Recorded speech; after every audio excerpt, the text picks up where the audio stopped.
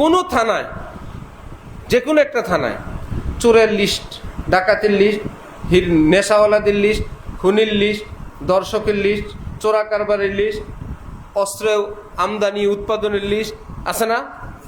অপরাধীদের একটা লিস্ট আছে। একজন খতিবের নাম আছে, আছে? একজন আলেম, একজন মুয়াজ্জিন, একজন হাফেজ সাহেব, কোন রকম একজন আলেম, এরকম কারো নাম আছে? তারপরেও তারা জঙ্গি। তারপরে এই মানুষগুলো কি জঙ্গি? জঙ্গি অর্থাৎ যোদ্ধা অথবা সন্ত্রাসী। যারা সন্ত্রাস করে, এতগুলো কাজ করে, যাদের লিস্ট থানায় থানায়, সকল গোয়েন্দা বিভাগের কাছে, সব জানে তারা, তারপরও তাদের নাম জঙ্গি। বলতে বলতে বলতে বলতে এখন মনে হয় এরকমই হয়ে গেছি, মনে হয় না, হ্যাঁ আমরা কি করবো, আর আমরা জঙ্গির দল। মৌলবাদী বলতে বলতে শেষে মৌলবাদীর ব্যাখ্যা ট্যাখ্যা করে কখন আমরা মৌলবাদী, যা যারা মূলের সঙ্গে আছে আমরাই মৌলবাদী, যারা মূলে থাকে তারা কি মৌলবাদী? এটা কি তারা এই নিয়তে বলে না গালির নিয়তে বলে? ব্যাখ্যা করার দরকার কি? একটা সময় যদি এরকম হয় যে ভাই চালক যিনি, তারা ভালো চালক, শিপে আছেন, আপনি ঘুমাইলেও আপনার জিদ্দায় যাবে, জিকির করলেও জিদ্দায় যাবে, তেলাওয়াত করলেও জিদ্দায় যাবে, তাস খেললেও জিদ্দায় যাবে।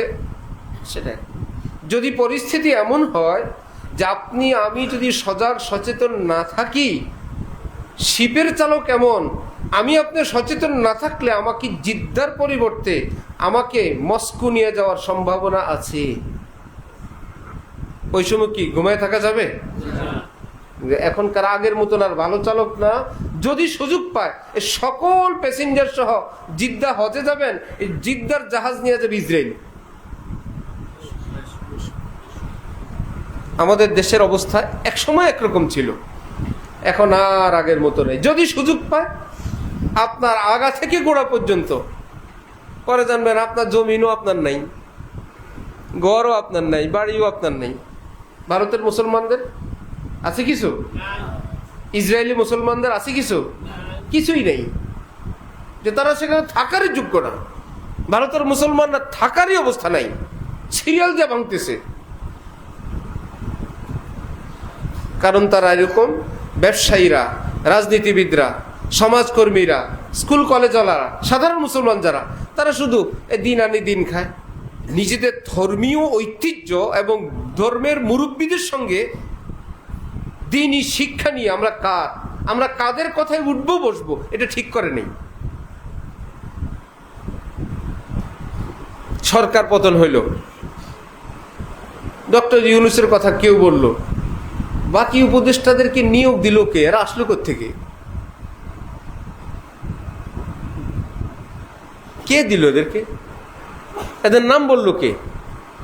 এদের প্রস্তাব দিল কে? এদেরকে কে বসায় দিল? আলেমের নাম একজনও ছিল না। আন্দোলনের যখন ডাক দিল আলেম ওলামারা যে আলেম প্রতিনিধি থাকতে হবে, একজনকে দিল। যেই জনকে দিল মাশাআল্লাহ, সে কি অন্যান্য উপদেষ্টাদের মতো একদম চুপচাপ কবরে আছে না? সে কাজ করতেছে। অযোগ্য না যোগ্য? বুঝা গেল আলেম যদি দেশ চালায় তাহলে কি পারবে কি পারবে না? নাকি অন্যদের মতো কবরে থাকবে? বাকিগুলো তো কবরে আছে।